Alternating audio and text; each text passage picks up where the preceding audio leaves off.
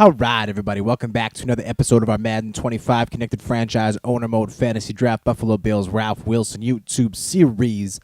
Today is episode number 77. We are coming off our big Serial Monday win over the Dallas Cowboys 21-17.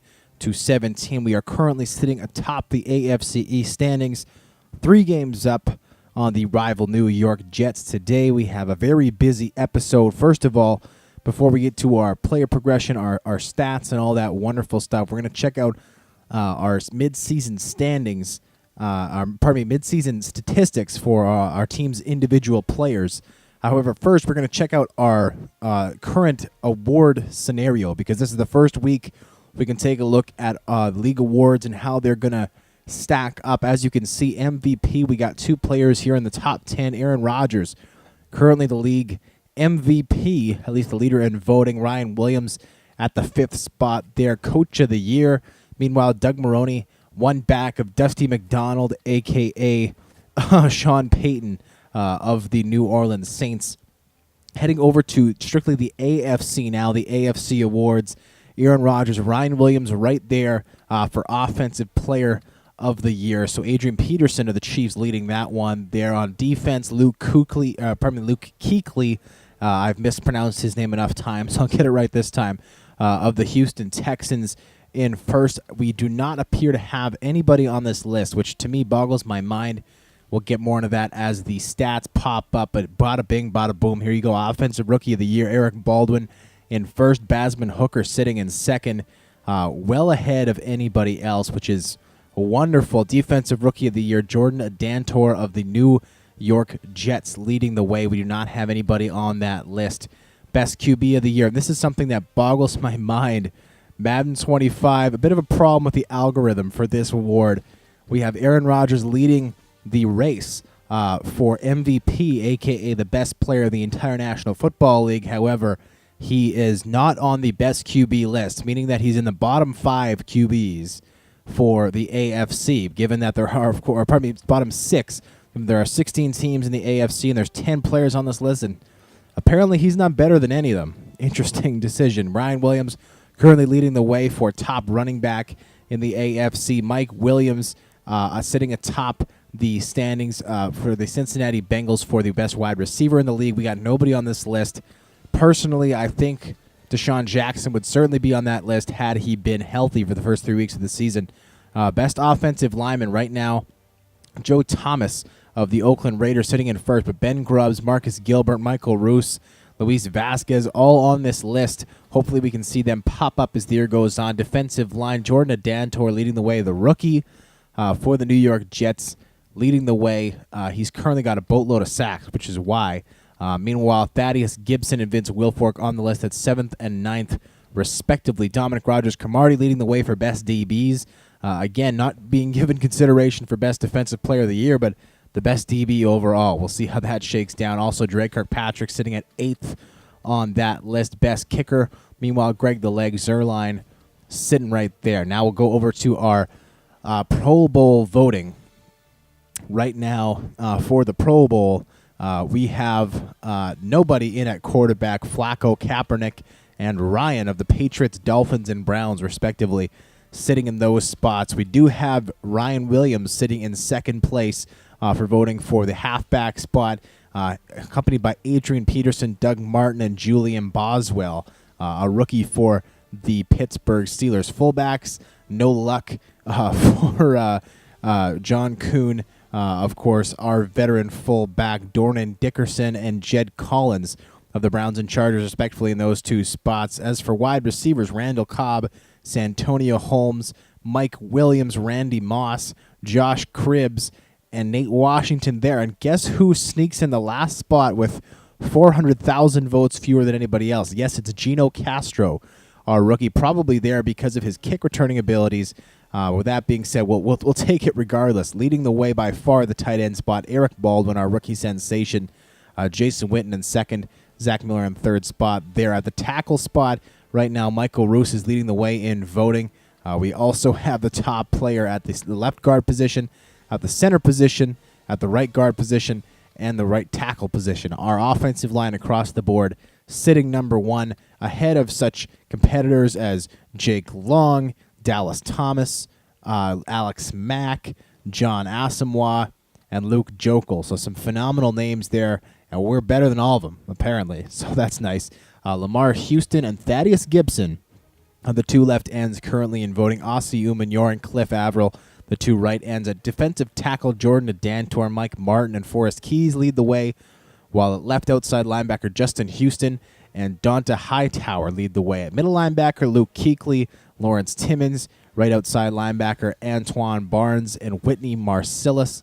At the corner spot, Carlos Rogers, Josh Robinson, Tim Jennings, and D'Angelo Hall there. And again, as you can see, a player like Dominic Rodgers-Cromartie with 6 picks in 8 games, who's leading the voting for AFC defensive back of the year. For some reason, not listed as a Pro Bowl player at the cornerback position. Interesting stuff. Madden 25. DJ Swearinger and Michael Huff are the free safeties. Jonathan Cyprin, Bernard Poller are the strong safeties, while Justin Tucker and Dave Zastadil are the 2 specialists. When we update the Pro Bowl votes at a later date, we will update you on the NFC side of the ball so you get to see both of those guys. In the meantime, let's head back over to league stats so we can see our individual stats for this season. I think you'll be impressed with a lot of them. First off, we got Aaron Rodgers. He's got 1,700 yards passing for 18 touchdowns, just 4 interceptions. He's completed a pretty amazing 80% of his passes, 140 for 175. Been sacked just twice in 8 games, which is pretty remarkable. He's passing for 213 a game and an average yards per attempt of 9.7. Pretty phenomenal stuff. Behind him, I guess I should update behind him as well. There's been very limited playing time for anybody else. Jordan Rogers came into the game once just to throw a touchdown pass, and another time he came and went 2 for 3. Total, he's 3 for 4 for 13 yards and a touchdown. Jason Campbell, meanwhile, came into the game, got hurt on his first attempt, and our fourth stringer who was brought in as extra insurance, Bruce Gradkowski, has not played down this season. Rushing the ball, Ryan Williams, 94 carries for 544 yards, good for 5.8 yards per carry, 11 touchdowns, 2 fumbles. Basman Hooker, 35 carries for 178 yards, good for an average of 5.1 yards per carry, and 3 touchdowns. Aaron Rodgers, 17 for 81 and a touchdown. After that, there are 0 carries for anyone aside from Darren Sproles, who just came back from injury this past game and had 1 carry that saw him run for 0 yards and fumble.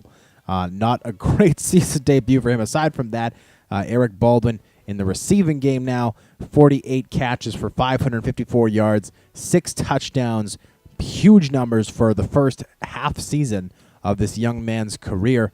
He's got an average of he's got an, and they're not going to show us what his, here we go, average yards per game. I just missed it, 69.3 yards per game. That stat becomes important for Deshaun Jackson, our next guy. Overall, for an entire season, these wouldn't be impressive stats, 18 catches for 295 yards, but the truth is the man has just played in 5 games, and his average per game is 59 yards. Pretty impressive. 4 touchdowns he's really come on this season. Doug Baldwin, meanwhile, 18 for 232 and a touchdown. Basman Hooker, 18 for 175 and 2 touchdowns. Ryan Williams, 5 for 132. Jeff Cumberland, 8 for 92 and 3 touchdowns, a big threat in the red zone. Gino Castro, just 5 catches for 87 yards, but bada bing, bada boom, 2 touchdowns. Gotta love that. Mario Manningham, 4 for 40, 1 touchdown. Darren Sproles, 3 for 52. Jacoby Ford, 3 for 38. John Kuhn, 2 for 12. Jonathan Franklin, 1 for 10. And Alice Paul must have some drops, though, if I remember correctly, for sure. We cannot see that stat on this bad boy. In terms of our blocks, I generally ignore the blocking page, but sacks allowed, Michael Roos allowed 1, Ben Grubbs allowed the other. Aside from that, it has been nothing but pancakes left, right, and center for our guys. When you look at how many downs a lot of these gentlemen have played, Michael Roos, 335, leading the way in terms of that stat is Ben Grubbs, 338, but Marcus Gilbert, the right tackle, 336 downs played. He's allowed 0 sacks. Pretty phenomenal stuff. Now on the defensive side of the ball, our leading tacklers are Jamarcus Sanford with 24 tackles, John Bostic with 21, Shamarko Thomas with 20. Not bad at all. Leading the way with tackles for a loss, though, however, bada bing, bada boom, Thaddeus Gibson, 8. Vince Wilfork's got 5. Bostic and Irvin each have pitched in 4. Bruce Irvin has been hurt for the last few games, hindering some of his numbers in the sack game. We have Thaddeus Gibson and Vince Wilfork leading the way with 4 apiece. Bruce Irvin's got 2, Jason World's got 1, and Brian McCann had 1 on a corner blitz. And our picks this season have been off the freaking chart. We got Dominic Rogers-Cromartie with 6 in 8 games, on pace for 12 this year. That would be unbelievable. Meanwhile, Drake Kirkpatrick has kicked in 3, while Shamarko Thomas, Brian McCann, Vontae Davis, and Marcus Gilchrist have each kicked in 1. Also, one stat that I really well, that's interesting. They haven't kept up with catches allowed. I find that interesting. I don't think they'll be able to show us how many times players have been targeted. However, I wish that was a stat, because Vontae Davis, as much as his numbers are down from last year in terms of interceptions, I feel as though he's only been thrown to, on an average of 1 or 2 times a game. Aside from that, Greg Zuerlein, 5 of 6 for an 83% field goal rating. Punting the ball, Sam Martin's got 3 punts for 145 yards, good for an average of 48.3 yards per punt. Kick returns, Gino Castro's got a ridiculous average, 12 kick returns for 429 yards. That's an average of 35.8 yards every time he touches the ball on a kick return. That's craziness. Meanwhile, Deshaun Jackson is 1 for 33. Jacoby Ford, 10 for an average of 25.8. Basman Hooker, 4 for an average of 25.5. Niles Paul, 2 for 10. Those would both come on onside kicks, and the same thing here with John Kuhn, 1 for nothing. And punt return yards, this will be our last stop. Gino Castro, 9 for an average of 17.6. Again, very impressive. Meanwhile, Jacoby Ford, 1 for 8. And so those are our season stats for you guys, our midway point of the season. We are, of course, halfway through the year, and that is what we got right now. That's what we're looking at. And so far, I got to say, there are some players, obviously, that I'm not satisfied with. But with that being said, there are some other players that I think, for the most part, that have come on really strong this year and are playing phenomenally. So anyways, if I remember correctly, last week on Friday, there you go. We upgraded our specialists. So we're starting back at the top of the docket today, and we'll start off with our star quarterback, Aaron Rodgers. Aaron Rodgers, always tough to find things that Aaron Rodgers can do better, because quite frankly, he's just, the man is phenomenal. If I was to upgrade anything here that we can afford, which there's not, we can afford quite a bit. We have a lot of points for him.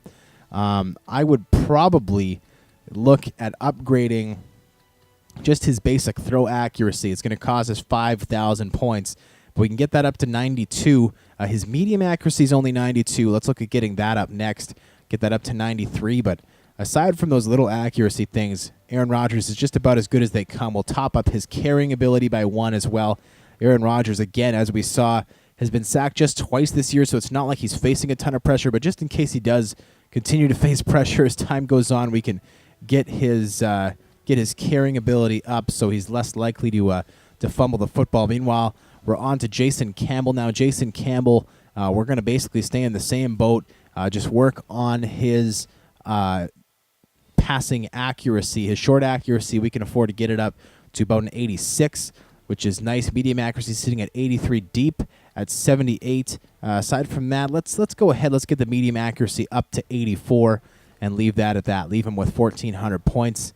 On to the next one. As Jay-Z says, Jordan Rodgers up next. Jordan Rodgers, we've brought him along a long way from a really, really questionable start. Is he the quarterback of the future?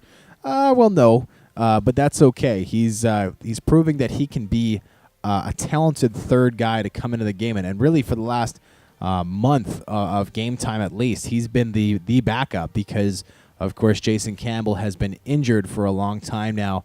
And while he does struggle with throwing power because he does not have a very strong arm, he is somebody who's got a lot of ability to throw on the run. He's got some pretty decent speed.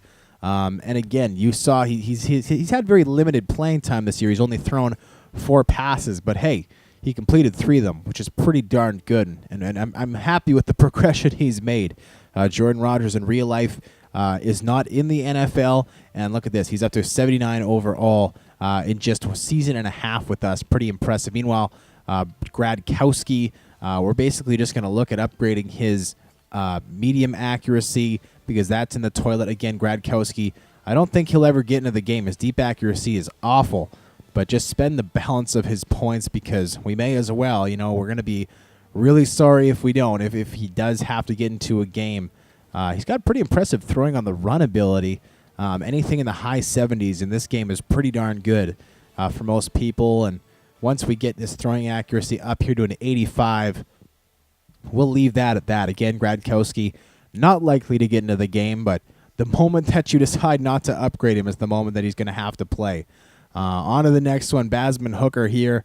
For Basman Hooker, it's just been a story of upgrading his carrying ability, and he's got 12,000 points to play with at this point, which I really, really like. We'll be able to get him up to at least an 88, possibly higher, and for sure, yeah, we're going to be able to get him up right here to an 89, which I really like. Basman Hooker, there are other places where he needs to be upgraded, but in the meantime, I mean, I've talked at great length in this series about how ball control is so important to me and how I feel as though it's really kind of the end-all be-all for running backs. Not that there aren't other important things that running backs can do, but Ryan Williams, we saw in the game that we lost specifically, you know, had he not fumbled that ball away in the second half, chances are, and I'm not trying to put it all on him because there were other aspects of the game and such, but if he was able to hold on to that one, chances are we win that game. And so we've been upgrading his carrying ability all season, and we finally have topped that up to 93. So a really competent level of a guy, especially a guy who's got Williams' frame and build and the role with the team that he plays. He has a lot of carries that he's going to take on, and with those carries comes a lot of abuse and comes a lot of opportunities to drop the ball. So if we can be confident that he's going to be able to hold on to it, I think we can put him into the game with a little more confidence. But he has been solid since getting benched following that fumble. Now, Jonathan Franklin is the most popular guy on this team in the comments section. As I promised yesterday, and then I broke the promise. I felt really bad about that. I apologize. But I promised because so many people have been calling for Jonathan Franklin to get some playing time. I promised you guys that he would get into the game. And as it happened, we got away from the run a little too much yesterday in Dallas. And so I promised this time, and no, my promise means nothing because I broke your trust this past game. But if it means anything to you guys, I will double promise that he will get into the game tomorrow, just because I know that you guys want to see him, and I'm not suggesting that it's going to be Franklin in the game in a really prominent role.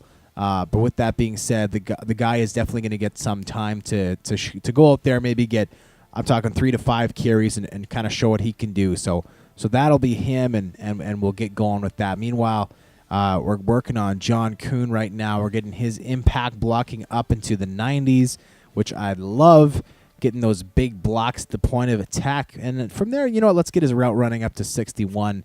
Why? Because why not? John Kuhn is a threat for us in the passing game from time to time, and he can do some damage. Not that he's often called upon, but again, if a player is the moment you stop believing that a player can be called upon in that role is the game where they're going to need to be called upon in that role. Anyways, moving on to our scouting now.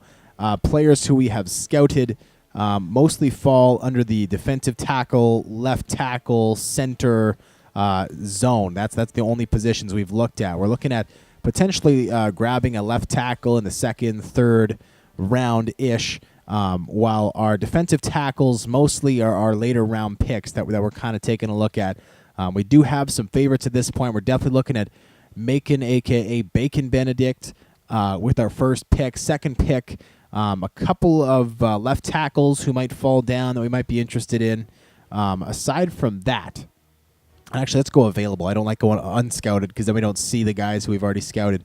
I would like to take a look at potentially, we've talked about a few different places, and here's something quickly to address. I know a few videos ago I said I would really like to take a look at free safeties. Now, the reality is some people have mentioned because we are bringing along a young man by the name of Jason Romano this year, who we drafted last year in the 5th round, He's a cornerback, but he's really got more of a strong safety skill set.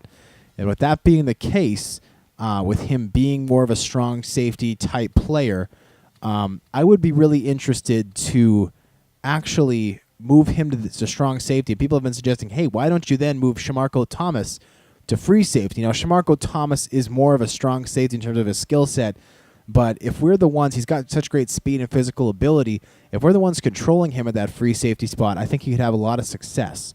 And so with Romano moving potentially to strong safety, I'd like to take a look at some corners. And with corners, I'm not looking at picking somebody in the first or second round, because we've already kind of designated our picks there. But if we could start looking at even like fourth rounders, Byron Bowles is here. I'd like to look at players who are a little bit bigger and see what kind of speed they offer. Because again, like Romano, we selected Romano and wanted him to have a long period of development. It's looking here like basically all the guys I can see are in that kind of 5'10" to 6'1" kind of prototypical corner mode. But if we can just go through these guys and check out their speed, bada bing, bada boom, Byron Bowles, not Brian, and their man coverage, I would even be satisfied just with that, and their awareness. There we go. So C, we got an A and a C and a C. We can afford to do that with one other guy, Philemon. Something tells me this picture is not of somebody who's 5'10", 189, but being that he's a fictional person, we'll roll with it. An A for speed, an A for man coverage, and a D for awareness. Now, the awareness is bad, but if we have somebody who's got the speed, they've got the man coverage ability, I really like that. So we'll add Philemon to our list. And he's just 20 years old. That's something else I really like. Somebody who, again, if they're a project player, will have the time to give them and progress. Now, for Jared Rich, the next guy up, he has a C for awareness, but he's got a B for man coverage. We will not be able to afford to check out his speed, but we'll move down the list, go on to the next guy, Husan Akinwande. Let's go with that. He's 5'10", 190 out of Texas A&M. We'll go man coverage is a C, awareness is a D, and that's not surprising because he is far down the list here. Grady Azakiewicz. I swear they just picked these names to try and make it hard. Let's keep going down. Now, there aren't any. There's one guy here, Casey Odom, who's a little bit bigger, 6'2", but he's already 23. Not that we necessarily want to shy away from guys who are 23, but if we want a bigger body guy, talking about 6'3" Richard Sherman or 6'4" Brandon Browner, two of the guys that are the main reasons for me playing as the Seahawks when I play online. Be nice to get a bigger body, but I like the guys we checked out today. Really like Philemon. Again, not a huge guy and definitely not a picture of somebody who would play corner, but definitely a guy who I think we'd be interested in as a long-term project. After that, before we get to practice, we have a meeting with our marketing advisor, Charles Morris, who's got a question for us in the media. So here's the question from Peter Schrager of NFL Insider from an undisclosed media source. At the midway point, your team's in a good spot. How far do you think this team can go? Our answers can be one of these following three. You just want to be in a position to win a Super Bowl, and of course, for that to happen, you need to make the playoffs, and I know we can get there. All right, the number two is, I believe we're showing this is a Super Bowl caliber team. There's lots of football left, but it's time to think big.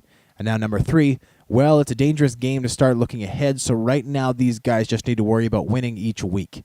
And you know what? I'm a big fan of this one. That's kind of my belief. I like that this answer doesn't even mention the Super Bowl, just taking it a week at a time. I like that a lot.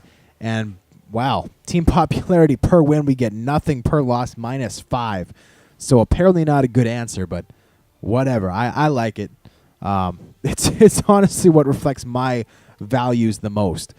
So anyways, we're heading on to week number 10. We'll get to see who our week number 10 opponent is for the game that you will see tomorrow on Wednesday in episode number 78. But first, we wait the arduous few seconds that the game requires to move forward a week. So we're waiting, and we will soon be presented with our new schedule once the week has advanced. This seems to take longer and longer as time goes on. Fortunately, here it is. So we got our practice set up, and our season game tomorrow will be at Kansas City to play the Chiefs. Interesting stuff. The Kansas City Chiefs have the league's number 1 ranked offense, number 8, ranked defense, and Adrian Peterson, their running back, is as we saw earlier, listed as the current league's, AFC's most outstanding running back. So interesting stuff. We'll see if that how that game works.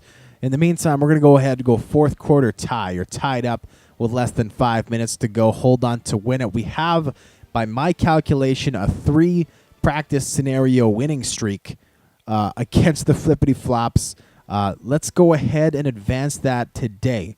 Let it grow. So keep your fingers crossed at home, folks. The Flippity Flops have been more of a challenge this year, though. Again, I think we've kind of cracked that nut. We're starting to play a little smarter, maybe a little better in practice. Also, this is just an early advertisement. Obviously, this past week the NFL had its divisional playoff games, and this upcoming Sunday there will be the 2 conference championship games. We have the 49ers and the Seattle Seahawks playing in Seattle, and we have our 2 interesting. Darren Sproles is in the game. I don't know why he's in the game, but that's fine. And then we'll have the Denver Broncos hosting the New England Patriots in the AFC. And that was 3rd and 10. I did not see that. Okay, interesting stuff. I think we're going to have to go for it. Why? Because why not? Let's go ahead, go bunch trail.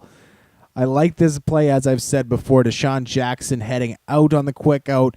Eric Baldwin coming in, and Deshaun Jackson's going to come open. He makes the catch. He moves upfield, and he gets the first down. All right, so it is first down. But getting back to the conference championships, what I've decided is that after the conference championships are done, in addition to our regular programming on this channel, I'm going to play the Super Bowl matchup, whatever it is. It could be any combination of those 4 teams, with, of course, the conferences taken into account. So we're going to be getting either Patriots and 49ers, Patriots and Seahawks, or we're going to be getting Broncos and Seahawks, or Broncos and 49ers. I'm going to play that matchup twice on this channel, once as the AFC representative and once as the NFC representative. Upload both of those games as separate videos, and I'm going to call them Tuxedo T-Shirt Plays the Super Bowl. And so I've decided that whichever team I win with by the most points, or if I win, I win as the Broncos, for instance, and then I lose as their opponent, or any combination of that, I've decided that will be the undisputed way to decide who's going to actually win the Super Bowl. So my game will predict the winner. So if you want an inside view of how the Super Bowl is going to go this year, or if you just like my videos and want some bonus footage, that's going to be that. Some point between those 2 weeks, hopefully in the first week, because, of course, there are 2 weeks that take place every year between Super Bowl, the conference championships and the Super Bowl. Here, Doug Baldwin converts on 4th down for us again, and that's an important conversion, not just because it's on 4th down, but also because he makes up for the drop he had on 2nd and 5 that would have otherwise seen us get the first down. So hopefully now we can stop passing the ball, and we can stick to doing what we do best. We have in the past few games got away from running the ball. And Aaron Rodgers, there's some benefit to that. Aaron Rodgers' passing numbers are up from last year.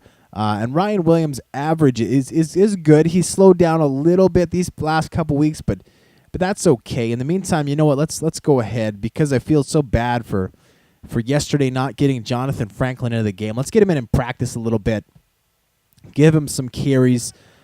This is an important set of downs because the Flippity Flops have all 3 of their timeouts. If we can get a first down, we'll put ourselves in range for Greg the Leg, and also we should be able to run out this clock. We'll wait as long as we can before snapping this ball and having Jonathan Franklin inevitably run for a touchdown off the right side. So here we go. 2, 1. We snap the ball. Jonathan Frank, he's going to head back inside, and he does get a nice carry up the gut. 7 yards, setting up 3rd and 1. I like it. I like it a lot. Good stuff. We're going to go back, I think, to Ryan Williams on this carry. We're up to the 33-yard line. This would be a 50-yard field goal for Greg the Leg. And so we're just going to wait here, and bada bing, bada boom, Ryan Williams gets up for the easy 5-yard gain, and all of a sudden, the flippity flops won't be able to do much to stop the clock. I mean, they do have all 3 of their timeouts, but we got a first down to play with here. So barring something insane happening, we should be able to kick a field goal with zeros on the clock, basically, to win this practice scenario, having never given the flippity flops a chance with the football. Here we go. Ryan Williams goes, and he gets a nice carry. Great block at the point of attack from John Kuhn. And I think at this point we will send out Greg the Leg. Interesting AI from Madden 25 here, not allowing the flippity flops to call a timeout. And so we will just wait with the clock. 5, 4, 3, 2. The ball is back. Greg the Leg gets full power. It is up, and it is good, folks. Buffalo Bills beat the flippity flops in the practice scenario. And we will see you guys tomorrow on Wednesday for our game in Kansas City. Until then, folks, I'm Tuxedo T-Shirt, and I'm out.